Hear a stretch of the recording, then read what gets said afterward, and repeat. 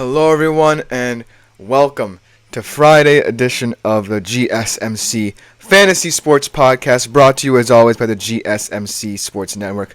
My name is Christopher Shepard. Happy Friday, everyone, and thank you yet again for tuning in. We are going to conclude the week in a very special way, a fantastic amalgamation of segments set up for you guys today. We are going to start off in the NBA, looking ahead to the betting odds for the next season, for who will be our next champion. Then we will be looking at a 2-in-1 kind of deal for one segment, as we are not only going to recap the events of Game 5 in the Stanley Cup Final between the Panthers and the Oilers, we are going to preview tonight's Game 6 as well, so it should be a very special segment. Then we will also look at some of the stars in fantasy from this past week in the Euros tournament in Germany. So it should be another special segment. And we'll round out today's show looking at some of the rookie projections and stats for fantasy football. What is this rookie class going to look like? And we'll conclude the show looking at some of the fantasy hockey stars who impressed me over this season. So it should be a very special show. But before we begin, I always like to ask that you like, follow, and subscribe to the show, the many different podcasts that we have going on at the GSMC network. We also do receive a lot of tips and donations, so if you do feel so inclined, please consider leaving them at the link gsmc.cloud. It is a huge support to both me, my fellow podcasters, and of course the network, so anything you leave behind is greatly appreciated. Also, if there are any questions, comments, or concerns you feel have arisen from any of my prior segments or episodes, do feel free to leave them at the link as well, so that they can be answered at the beginning of my next episode. Without further ado, let's jump right into today's show, the last show of the week. It should be a very special one. We start off in the NBA. I know that the finals have already happened. The Boston Celtics have been crowned as the champion, but I always like to look ahead a little bit. I always want to see what might happen in the next season. We're always on to the next thing. And so, I took a look at the early betting odds and decided, hey, why not present these to you guys so you can make your decisions on who might be the next NBA champions a little bit early when the odds are still short. So, without further ado, let's jump right into it. Now, this list is a perfect example of the parity of this league. You have your very top-heavy teams who are always going to be in the running, and then you have teams that have promise but might not be able to have sticking power later on in the season, and they might fall away in terms of betting odds.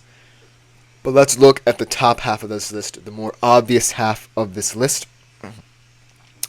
I'll start it off with the most obvious team at the top of these betting odds, in the Boston Celtics at plus 280. Out of all these teams, they have the fewest questions. All 12 players in their top 12 rotation are under contract. And if you look at this team, no words like luxury tax or reaching the second apron pertain to this team. Jason Tatum and Derek White, obviously Jason Tatum perhaps signing a Supermax extension, making him more rich than Jaylen Brown. He is eligible for that. And then Derek White is also eligible for extension. But outside of that, the only quote-unquote significant player this Boston Celtics would have to kind of re-sign would be Sam Hauser. That's how good of a situation they are in terms of having players tied down for a run at the repeat. And so Boston, well-deserved placement at the top of this list, mainly due to the fact that they don't have as many problems as other teams further down this list, including the second team on this list, the Denver Nuggets at plus 650, who are kind of shell-shocked, to be honest with you, after blowing that 20-point lead against Minnesota at home. And the big question with the Nuggets is obviously they have their kind of top 6 to 7 set. They have a set rotation that they're comfortable with, interchanging around the play and ball movement of Nikola Jokic. However, if you look at their bench, it is kind of barren, and it could get even more barren. Kentavious Caldwell-Pope is eligible for an extension. He might become an unrestricted free agent. But after losing guys like Jeff Breen and Jeff Green and Bruce Brown, who really helped you to that finals a couple of years ago, you really don't necessarily have a solid base you can rely upon outside of the players you already have on the court. You have guys like Jokic, Porter Jr., Jamal Murray, who's also going to potentially be eligible for an extension. He only has 1 year left on his deal. So you're looking at a Nuggets roster that has a fantastic foundation set in terms of who starts the game. But minutes have to be distributed somewhere, and they have to be thinking about that, especially with some other Western Conference teams behind them in these betting odds, in the Timberwolves and Mavericks. The Timberwolves, obviously, they're kind of in a weird situation where they are approaching the second apron. The future of Karl Anthony Towns is uncertain, but they still have a stable foundation surrounding their young star in Anthony Edwards and Rudy Gobert.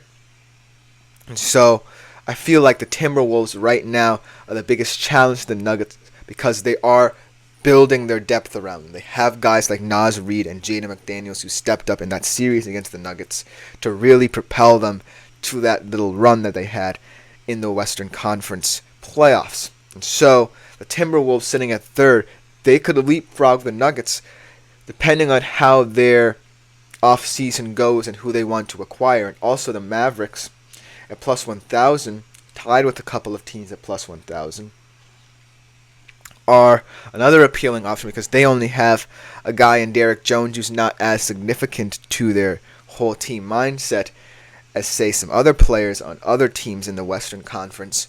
And so they are also frightening because they have the foundation of Luka and Kyrie.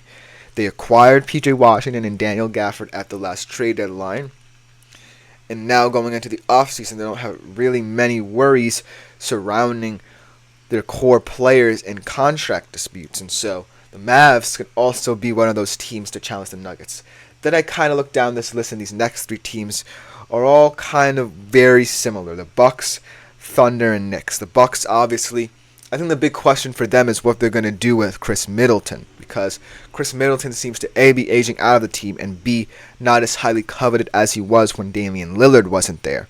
And so the Bucks' big decision-making has to revolve around that. They also have some other kind of free agents and also role players like Malik Beasley and Patrick Beverley who are up for extension and maybe want to sign new deals, might test the open market.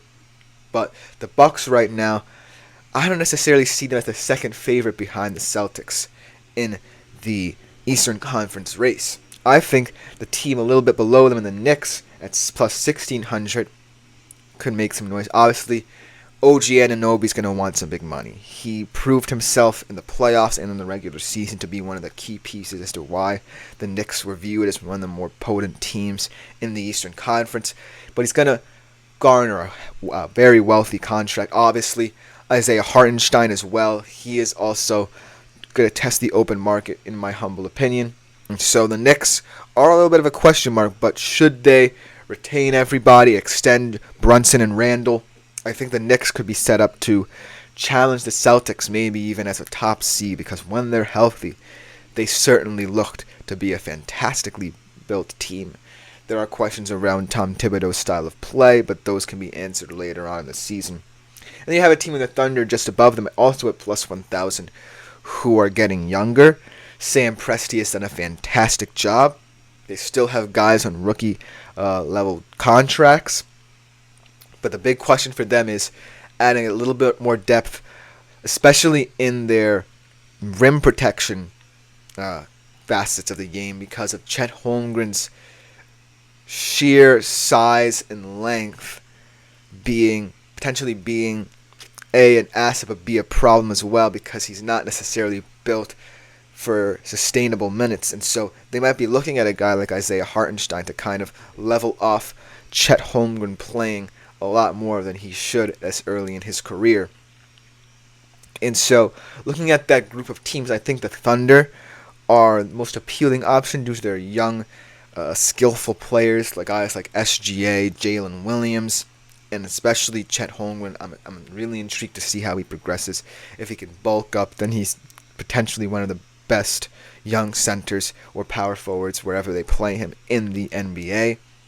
But also, should the Knicks handle their business in the front office well. I could see the Knicks being one of those teams in the Eastern Conference that can really put a scare into the Boston Celtics repeat hopes. So I think the Knicks at plus 1,600 are my dark horse, and a team you should really look into in terms of betting, maybe as the odds get more volatile later on in the year. And then the Bucks, I don't necessarily think the Bucks are as threatening as people think. They're kind of in a transition period. I know that Giannis wants to tie down that supermax extension, but still, I see the Bucks as one of those teams that might fall apart later in the year, much as I do these two teams who always seem to have question marks around them, the 76ers and the Clippers. I think that the Clippers definitely I would fade. At plus 2,000, so many questions about where Paul George is going to go, what he's going to do. Obviously, James Harden's going to test the waters. Russell Westbrook might test the waters if he declines his player option. So this experiment could have worked, and it looked like it definitely could work, as they were one of the best teams in the league early on in the season. Maybe even midway through the season, they were also sustaining that level of excellence, but they fell apart, as these super teams often do. When you want to buy all these players, it comes with the consequences, and so that would suffer. And the 76ers, the process just hasn't come together. I feel like, Joel Embiid, yes, he's one of the better centers in the league, but he's always complaining about things. And Tyrese Maxey, he's eligible for a huge contract. Let's see what the 76ers can be. But right now, I think the most appealing odds are the Celtics, because they're the safest bet. The Mavs, because they're a team in the West that's slowly creeping up on all the others. And they're one of those teams that kind of free of the luxury tax for quite some time. And then the Thunder and the Knicks as well. I think the Thunder are definitely an appealing option in terms of longer odds. And then the Knicks in the East can definitely compete with the Celtics if A, they retain all their players and handle their business, and B, they stay healthy and Thibodeau manages the minutes better. That should just about do it for this segment. I hope you enjoyed this early look into the next season of the NBA. Should be a fantastic season with some incredible storylines to follow. But coming up next, speaking of incredible storylines, how about these Edmonton Oilers? We are going to preview Game 6 of tonight's Stanley Cup final game, and then we are also going to recap Game 5, in which Edmonton forced the Game 6. And yeah, I'm excited to talk more hockey. I was not expecting to, so we will be right back with that segment. I feel like I'm losing my mind. Is everybody in the world blind? Please, Lord, give me a sign, a sign.